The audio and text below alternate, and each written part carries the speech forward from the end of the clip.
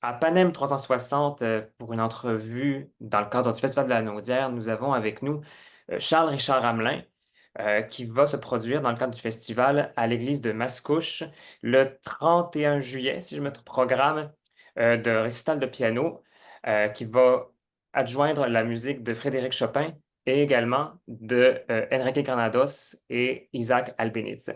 Bonjour Charles. Bonjour.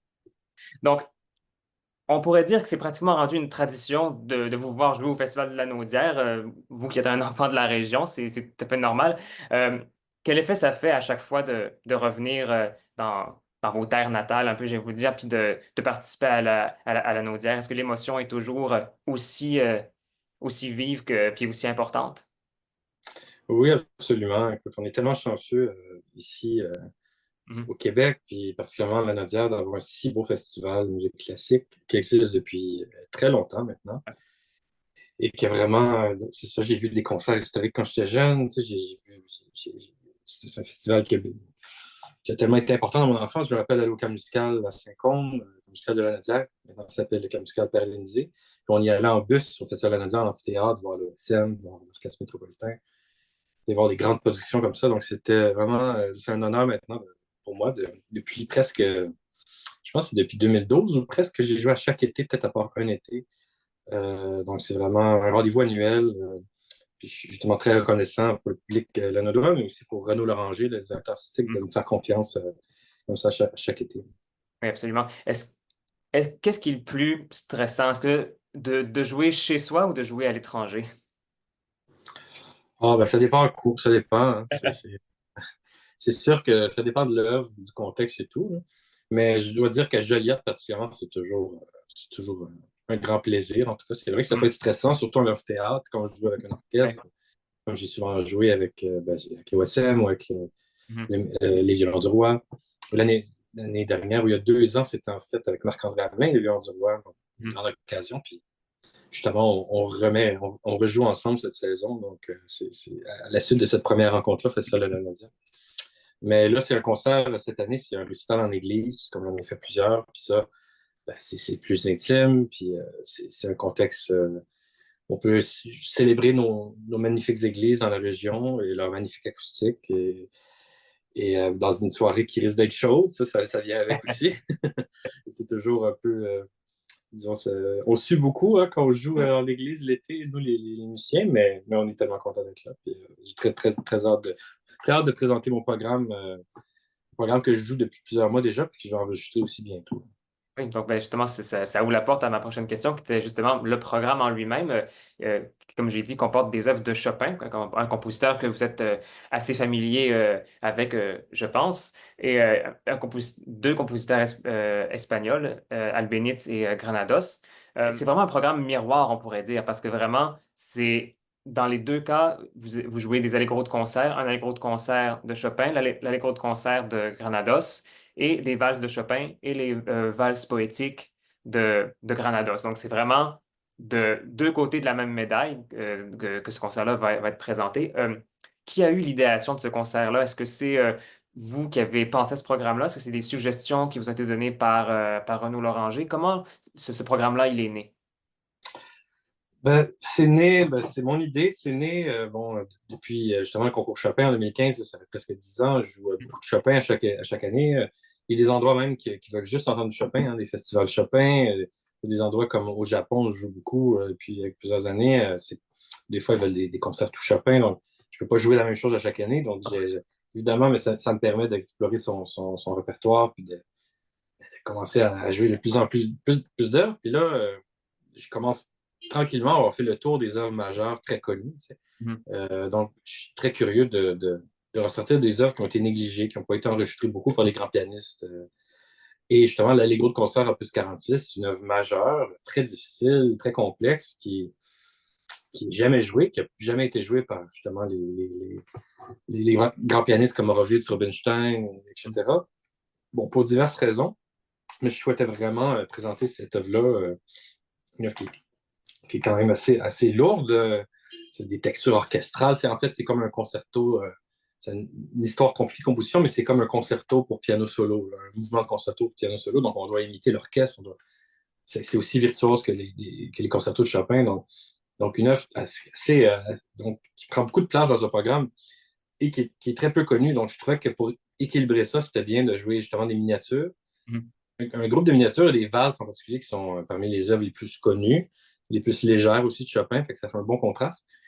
Et en cherchant sur justement l'Allegro de concert sur Internet, en cherchant des versions et des écrits sur cette pièce-là, j'ai trouvé qu'il y avait une autre œuvre avec le même nom, le même numéro d'opus, qui est vraiment un Ouais, très drôle hasard, c'est vrai, c'est de vrai. Granados. Voilà. Et là, j'ai écouté ça, je trouvais ça génial aussi. Et je pense que ça pourrait être chouette de justement faire. J'adore les valses poétiques, donc c'est l'idée de faire un concert miroir, comme ça. Et on aborde très rarement au piano la musique espagnole. Quand même, ici en Amérique du Nord, dans les conservatoires, dans les universités, dans les écoles de musique, on fait de tout, hein, la musique allemande, française, russe, etc. Mais très peu de la musique espagnole, c'est réservé beaucoup aux guitaristes. Et Mhm. justement, les valses poétiques, c'est des œuvres très connues du répertoire de la guitare. Et Granados et Albéniz sont des compositeurs joués à la guitare constamment, mais ils n'ont jamais écrit une note de guitare. Et c'est quand même curieux. Mais évidemment, dans les pays espagnols, hein, donc l'Amérique du Sud, en Espagne, c'est la guitare classique, ça fait partie plus de leur tradition que nous. Mais alors, c'est un répertoire magnifique. Et je souhaitais présenter ça. Puis, tant qu'elle est dans la musique espagnole en première partie, je voulais compléter la première partie avec un autre chef-d'œuvre d'Albéniz qui est très peu connu, La Vega. Mhm. Avec là, qu'on est beaucoup plus dans le début 20e siècle, là, avec des couleurs plus impressionnistes.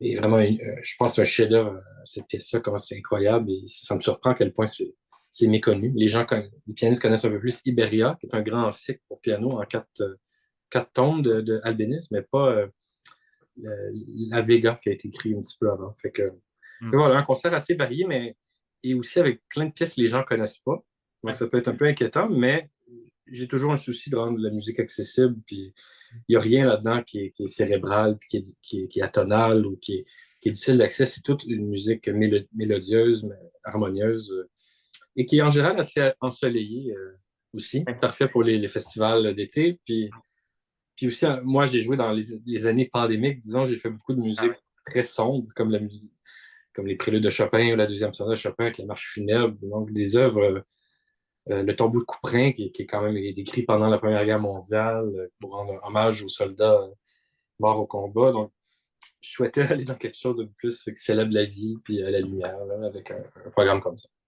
Ouais, non, effectivement, c'est vrai qu'on entend peu souvent, ou du moins dans quelques occasions très, très précises, de la musique du répertoire espagnol pour piano. Il y a Iberia que vous parliez également. Il y a aussi le Goyescas de Granados, qui est un opus majeur de son catalogue, qui est peu joué aussi ou peu connu ici. Euh, mais sur les valses, c'est sur justement on va dire le langage pianistique de Granados principalement, parce que c'est vraiment lui qui est le corps de la première partie du concert et de Chopin, qui en est la deuxième. Est-ce qu'il y a de la parenté entre ces œuvres-là au niveau de, j'ai envie de dire, de l'écriture pianistique ou de la façon dont un a pu influencer l'autre? Parce que Bernados, c'est un compositeur qui est plus, qui a composé ça en 1895, je pense, les valses poétiques, donc bien après Chopin qui est décédé. Est-ce qu'il y a une parenté entre euh, la façon d'avoir pensé l'écriture pianistique dans ces deux langages-là? Oui, bien évidemment, euh, Granados, euh, malgré qu'il est un peu plus jeune qu'Albéniz, a écrit une musique. Bon, avec Goyasca, il a fait des recherches harmoniques un peu plus avancées, mais en général, Ouais. c'est une musique qui est très conservatrice pour l'époque, hein, pour le Mm. début 20e siècle. Et c'est peut-être pour ça qu'il a moins marqué l'histoire de la musique, peut-être, que d'autres compositeurs. Mais aujourd'hui, bon, on n'est plus au début du 20e siècle où il fallait absolument briser les codes là, pour faire l'histoire. Là. Qu'est-ce qui demeure aujourd'hui? Ben, c'est une musique qui est très inspirée, qui est mélodique. Et je, et je pense que les qualités qu'il partage avec Chopin, c'est ça. C'est dans les deux cas, c'était des pianistes hors pair et des grands improvisateurs. C'est une qualité qu'on retrouve beaucoup dans la musique pour piano de Granados. Il y a un côté, il y a un élan comme ça on dirait qui vient d'une inspiration soudaine. C'est pas comme un compositeur qui travaille ardieusement chaque mesure à sculpter comme Brahms ou Ravel. Là. C'est un peu écrit comme un jet, comme ça, comme Schumann. Je dirais. Donc, il y a beaucoup de Schumann, Chopin et Liszt dans son écriture. Et disons, dans l'association d'une œuvre comme l'Allegro de concert, disons, plus extravertie, orchestrale, virtuose, versus des miniatures plus charmantes. On a ça aussi dans les deux cas, là. Chez Chopin, chez Granados, l'Allegro de concert de Granados c'est beaucoup plus virtuose, un peu plus liszt, avec beaucoup de fortissimo et tout. Et les valses poétiques, c'est justement beaucoup plus dans la subtilité et l'économie de moyens. Mhm. Et j'ai appris ça beaucoup aussi des deux compositeurs, c'est que dans les valses, ça a été souvent traité comme de la musique pour salon. C'est la même chose comme les impromptus de Schubert, des miniatures comme ça, mais justement, avec des fois très peu de notes ou très peu de moyens, il fait dire tellement beaucoup de choses d'un point de vue émotionnel. Et justement, dans la sélection de valses, vu que les valses poétiques ont 8 valses, j'en ai choisi 8 de mes préférés de Chopin. Mhm. Et dans un agencement, je pense qu'il favorise les contrastes, qui n'est pas vraiment en ordre chronologique, mais justement, qui des fois favorise comment que les tonalités s'enchaînent. Des fois, il y a des valses euh, qui se coulent d'une à l'autre, comme quand on joue les préludes de Chopin, des fois, on va associer certains préludes ensemble. À la fin d'un prélude ressemble quoi à la début d'un prochain. Donc, j'essaie de justement créer une histoire un peu avec ces 8 valses-là que j'ai choisies. Comme ça. Mhm.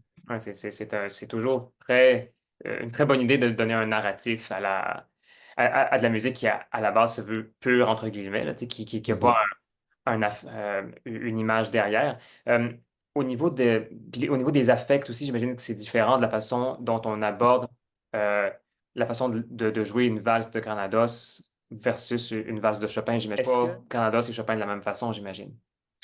Non, il y a quand même l'évolution du piano entre les deux. De Absolument. l'instrument aussi est Oui. énorme. Oui, oui, oui. Et on est chanceux, on n'a pas d'enregistrement, disons, sonore de Granados, mais il y a des enregistrements de piano roll.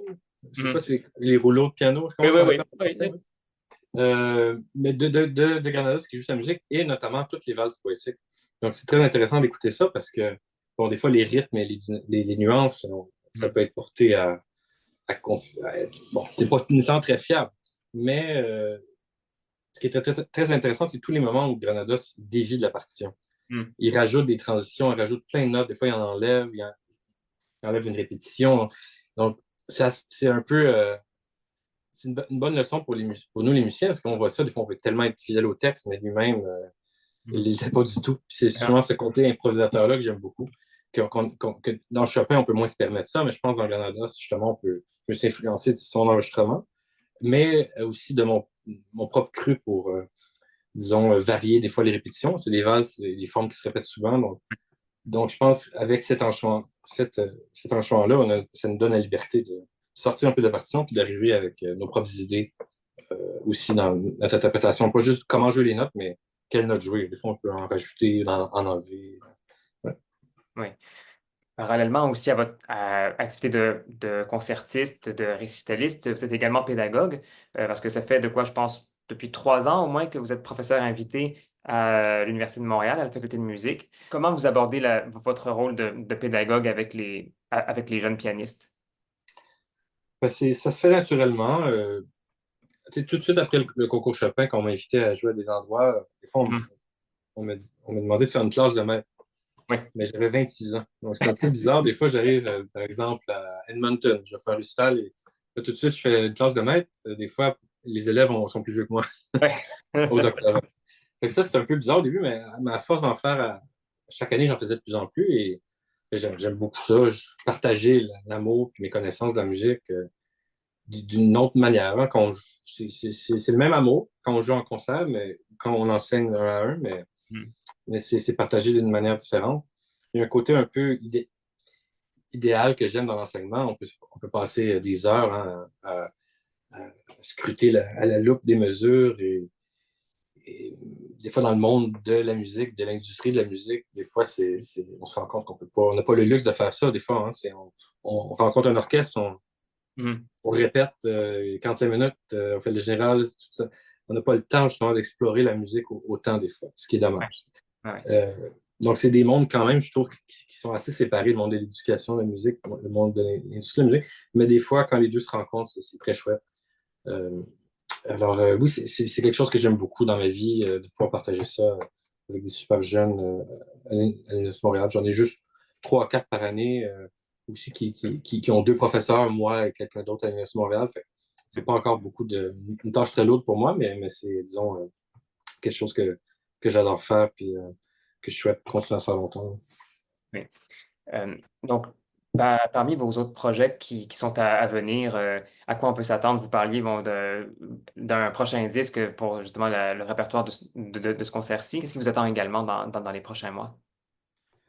C'est ça, au mois d'août, je vais à Toronto, à Curner Hall, enregistrer ce récital-là, ce programme-là, Mhm. pour une sortie toujours sur Analecta. Ça va Mhm. être déjà mon 13e disque, je crois, sur Analecta. Euh, ensuite, oui, je pars en Europe au mois d'août. Festival à Wengen, en Suisse, dans les montagnes, où j'enseigne et je vais faire un concert. Je vais aussi jouer à Hanovre, concerto de Chopin en plein air là-bas. Et sinon, au mois de septembre, j'ai plusieurs concerts. Je reviens à l'OSQ à l'automne aussi, faire un concerto de Chopin à Winnipeg. Et je vais aussi faire une tournée au Japon avec Marc-André Hamelin. On va faire des concerts à 2 pianos, euh, notamment à Yokohama, à Fukuoka, et Osaka, j'ai un récital. Donc oui, pas beaucoup de temps, disons, avant la fin de l'été, le début de l'automne. Donc, c'est un moment très, très chargé. Et dernièrement, le mois dernier, j'ai eu le bonheur de me produire à Wigmore Hall à Londres pour la toute première fois, dans ce même programme que je joue à Moscou. Donc ça, c'était, disons, sur ma liste depuis plusieurs années, un endroit où je voulais vraiment jouer. C'est vraiment une acoustique et une ambiance incroyable là-bas. Mhm. Une salle qui a une longue histoire, plein de grands pianistes ont joué. Donc, j'étais très content d'avoir réalisé ça cette année. Excellent. Donc, ce sera un programme Chopin, Granados et Albéniz qui sera présenté, je le répète, le mercredi 31 juillet à 20 h à l'église de Mascouche. Charles-Richard Hamelin au piano dans un récital tout en intimité et avec un peu de chaleur, autant dans la musique que dans la température, probablement. Merci beaucoup, Charles, de nous avoir parlé de ce programme. Merci, Alexandre.